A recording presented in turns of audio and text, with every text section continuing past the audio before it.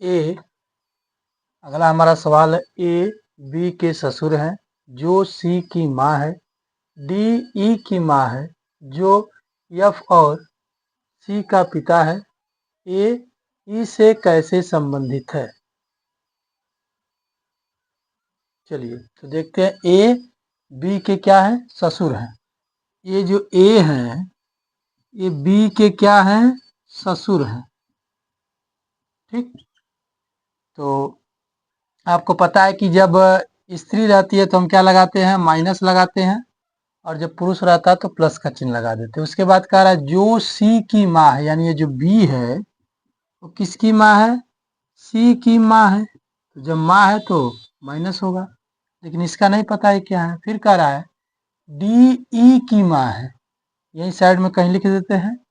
ये जो डी है ना वो क्या है, ई की माँ है, यहाँ लिख देते हैं। डी जो है ई की माँ है, डी जो है ई की माँ है, जो एफ और सी का पिता है। यानी ये जो ई है ये क्या है, एफ और सी यहाँ पे है, सी का क्या है, पिता है।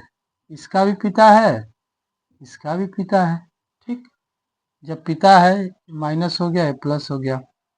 जब ये पिता है तो इन दोनों के बीच में क्या रिलेशन होगा, पति पत्नी, पति पत्नी।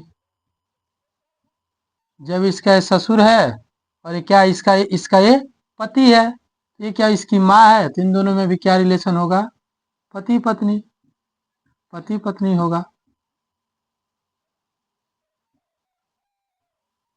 उसके बाद पूछ रहा ए ई से किस प्रकार संबंधित है। ये जो ए है ये जो है ई से किस प्रकार संबंधित है, क्या होगा, तो ये इसका पुत्र होगा। ये जो है ई का क्या होगा, पिता होगा, और ये इसका पुत्र होगा। यानी दोनों में क्या संबंध है, पिता पुत्र का संबंध है।